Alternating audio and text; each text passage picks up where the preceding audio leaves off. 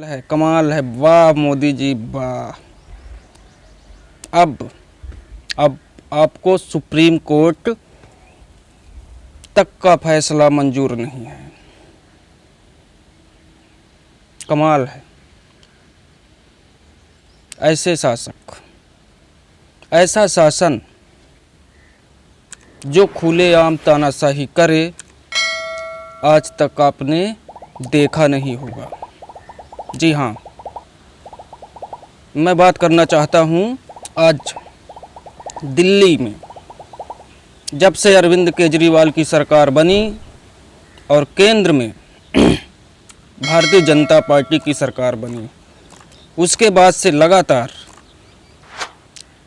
दोनों पार्टियों के बीच, दिल्ली सरकार और मोदी सरकार के बीच तनातनी बनी रही। क्योंकि जब से दिल्ली में अरविंद केजरीवाल मुख्यमंत्री बने, उसके बाद उनके सारे हक, उनके सारे अधिकार केंद्र सरकार ने उनसे छीन लिया। यानी आप समझ सकते हैं कि एक मुख्यमंत्री जिसके पास जनता की सेवा करने का दायित्व हो, उनके अधिकारों को उन तक पहुंचाने का दायित्व हो, लेकिन जब खुद उनके पास ही अधिकार नहीं रहेगा तो फिर वो कैसे कर पाएंगे। ज़रा सोचिए कि ऐसा कोई राज्य नहीं होगा जहाँ के मुख्यमंत्री के पास इतनी पावर ही नहीं होगी कि ना वो किसी अधिकारी को, किसी भी अधिकारी का ट्रांसफ़र कर सकता हो और ना ही किसी अधिकारी को निलंबित कर सकता हो या सस्पेंड कर सकता हो, क्योंकि उसके पास वो अधिकार ही नहीं। अगर ऐसा हो रहेगा कि एक मुख्यमंत्री अपने किसी भी अधिकारी या कर्मचारी का न ट्रांसफ़र कर पाएगा, न उसे बर्खास्त कर पाएगा, न सस्पेंड कर पाएगा, तो फिर अधिकारी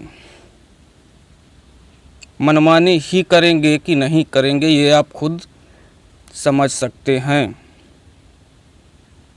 लेकिन अरविंद केजरीवाल भी कहाँ हार मानने वाले थे। इस फैसले को उन्होंने सुप्रीम कोर्ट में चुनौती दी थी। जो मामला पिछले 8 वर्षों से लगातार चल रहा था, तो ये मामला पिछले 8 वर्षों से लगातार सुप्रीम कोर्ट पर चलता रहा। लेकिन जब चंद्रचूड़ साहब की अदालत में पहुंचा तो उन्होंने केंद्र सरकार के इस फैसले को पलटते हुए ये आदेश दे दिया कि अरविंद केजरीवाल के पास अब उनको उनकी पावर वापस दी जाती है।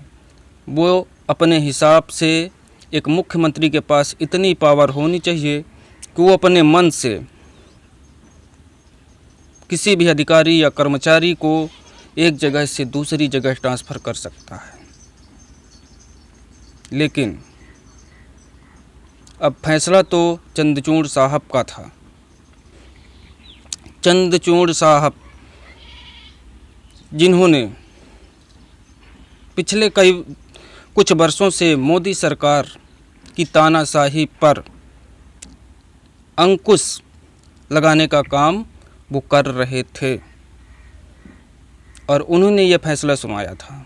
लेकिन जैसे ही अरविंद केजरीवाल के पास उनको ये पावर मिल जाती है कि वो एक जगह से दूसरे जगह अधिकारी या कर्मचारी को ट्रांसफ़र कर सकते हैं, लेकिन जैसे ही पावर मिली तो वो बन गए क्या, नायक फिल्म के नायक, यानी अनिल कपूर वाला रोल अदा करने लगे और एक साथ एक ही 2 दिन में 100 से अधिक अधिकारियों का ट्रांसफ़र एक जगह से दूसरी जगह कर दिया। अब ये फैसला मोदी सरकार को कहाँ रास आता। उनके जो बैठाए अफसर हैं या अधिकारी हैं जो मनमानी कर रहे थे, तो उस पर अंकुश लग गया था। फिर इसके बाद अब मोदी सरकार अध्यादेश लाती है और अध्यादेश लाकर केजरीवाल को जो अधिकार सुप्रीम कोर्ट से मिला था, सुप्रीम कोर्ट ने दिया था, देश की सर्वोच्च अदालत ने दिया था, उसको ही बदल दिया।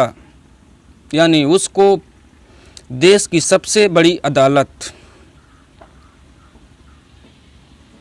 का ही अपमान नहीं माना जाएगा। अपमान करते हुए अध्यादेश लाते हैं और अरविंद केजरीवाल को जो अधिकार सुप्रीम कोर्ट से मिले थे उसे छीन लिया जाता है। अब सोचिए, यही भारतीय जनता पार्टी के लोग जो संविधान और कानून के बारे में लगातार चिल्लाते हैं कि हम संविधान के अनुसार चलते हैं, संविधान क्या और कोर्ट की अदालतों का सम्मान करते हैं, लेकिन ये कैसा सम्मान है कि आप सुप्रीम कोर्ट, देश की सबसे बड़ी अदालत का ही फैसला मानने से इनकार कर रहे हैं। तो ये आप अपमान कर रहे हैं या सम्मान कर रहे हैं? बताइए ना मोदी जी, यशस्वी प्रधानमंत्री जी, क्या ये सही डिसीजन आपके द्वारा लिया गया है कि आपने, आपकी सरकार ने सुप्रीम कोर्ट का ही फैसला मानने से इनकार कर दिया और आनन फानन में जो जिम्मेदारी केजरीवाल को दी गई थी, जो अधिकार, उसे आपने छीन कर अपने बैठाए हुए राज्यपाल के पास पहुंचा देते हैं? तो कुछ इस तरह की तानाशाही ये कर रही है इस समय देश की सरकार, और देश के प्रधानमंत्री चुपचाप बैठे हैं, कुछ बोलने के लिए तैयार भी नहीं। तो इस तरह के दोस्तों अगर तानाशाही चलेगी तो देश का विकास होगा और भारत को जो लगातार सपने दिखा रही थी अभी भारतीय जनता पार्टी कि भारत को हम विश्व गुरु बनाएंगे, भारत विश्व गुरु बनकर रहेगा, लेकिन ऐसे में भारत विश्व गुरु कहाँ से बन पाएगा जहाँ